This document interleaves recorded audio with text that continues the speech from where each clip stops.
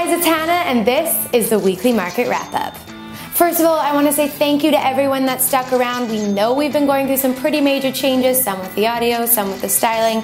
We really want to know your thoughts. We want to know what you love, what you hate, what you want to see, what you don't want to see. Please email me. Let me know your thoughts at info@viralnetworknews.com. Let's get to it. Equities are up first, and man, was it a week to break records. The S&P 500 closed above the 1600 mark, and the Dow Jones made history by breaking above 15,000 points. Now that the indices are making this kind of headway, it appears that attention is shifting a little bit towards the Federal Reserve, most specifically toward its controversial bond buying program. It seems that we have a battle of the Charles when it comes to continuation of QE, as it's clear that the Fed is heavily divided in its opinion of the issue. Charles Evans of the Chicago Fed defended his position regarding the monetary loosening program on Bloomberg TV. During the time that we've been doing our asset purchase program, the labor market has improved, definitely, and our policies have been helpful.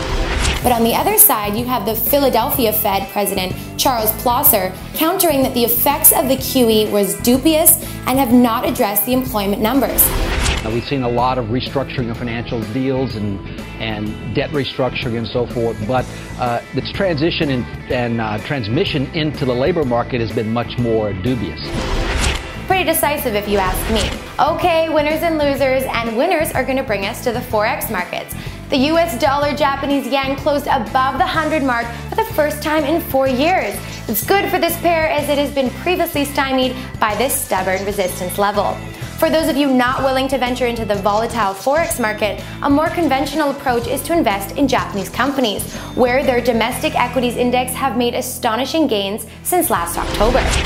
I hate to do this, but we gotta cover the losers, landing us in the pharmaceutical industry, which took some pretty large hits in its mid-tier names, specifically Synta Pharmaceuticals, who dropped 33% between the 2nd and the 8th of this month. It appears that a finger can be pointed towards the president, who left the company only 2 months on the job. Man. I'm leaving. Clearly, the investment community voted with their wallets, and while Thursday's session showed a technical recovery, most of the market action occurred within the prior session's trading range on declining volume, which can only suggest that the downside in Cinta may have a ways to go before it stabilizes. Next up, precious metals. Spot gold appears that it is forming a bullish step-up formation, although it's most likely too early to call. And we know that we have to wait for the yellow metal to cross the 200-day moving average in order for that full confirmation of a new bull run. The spot gold is currently sitting at 1527.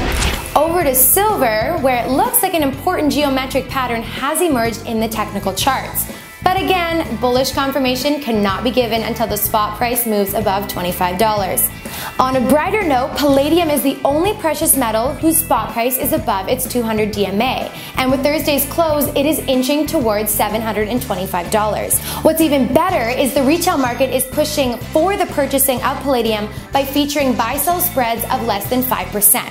This is an unheard bargain in the metal sector. This is truly an opportunity for those willing to step outside of normal convention. And that wraps it up. Once again, thank you so much for joining us for this weekly market wrap-up. I really want to hear from all of you, so please don't hesitate to send in your emails to info@viralnetworknews.com. For VNN, I'm Hannah Bernard.